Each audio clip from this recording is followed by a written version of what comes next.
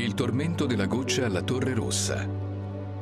La Torre Rossa del castello di Camisano Vicentino era usata come luogo di vedetta e come prigione. Vi era una stanza delle torture, detta la stanza della goccia. L'ospite più illustre del tetro luogo fu il giovane Fiordimonte degli Ezzelini, al tempo in cui il territorio di Camisano era in mano agli Acciari, nemici degli Ezzelini. Signore incontrastato di queste terre era Gilberto degli Acciari, che aveva una figlia, Pierfrancesca, la cui bellezza era cantata dai trovatori. Occhi d'oro la chiamavano, per il loro brillante inquieto. Quando la ragazza fu in età da marito, Gilberto indisse un torneo. Solo il più valente tra i candidati ne avrebbe avuto la mano. Da ogni dove arrivarono principi e duchi per la grande giostra, ma fra i tanti volti conosciuti si presentò un cavaliere mascherato.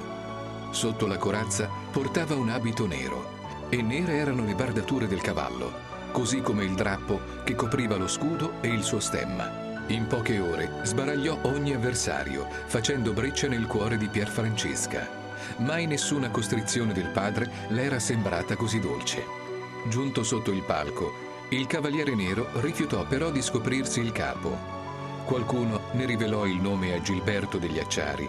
Era Fiordimonte degli Ezzelini, il nipote del suo peggior nemico, Ezzelino I il Balbo. Ne fu ordinata la cattura, ma prima che il ponte levatoio potesse essere alzato, cavallo e cavaliere saltarono oltre il fossato. Il cuore di Occhi d'Oro era ormai tutto per quell'uomo che aveva rischiato la vita per averla.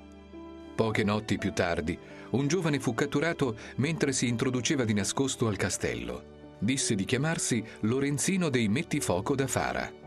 Ma Gilberto degli Acciari era convinto che si trattasse dell'Ezzelino e non esitò a trascinarlo nella Torre Rossa, dove lo fece legare e sottoporre al supplizio della goccia, con la testa chiusa in un collare e un gocciolio interminabile, continuo, che gli batteva sulla fronte. Il ragazzo stette 3 giorni e 3 notti strette in quelle condizioni, senza battere ciglio, senza emettere un lamento. Una dimostrazione di coraggio che convinceva sempre più l'Acciari che si trattava di Fiordimonte. Ne ebbe la certezza il 4° giorno, quando lo svegliarono per dirgli che la figlia non si trovava più. Inutilmente corse urlando alla prigione.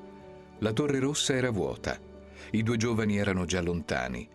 Gilberto degli Acciari non aveva fatto i conti con l'amore e l'amore aveva vinto.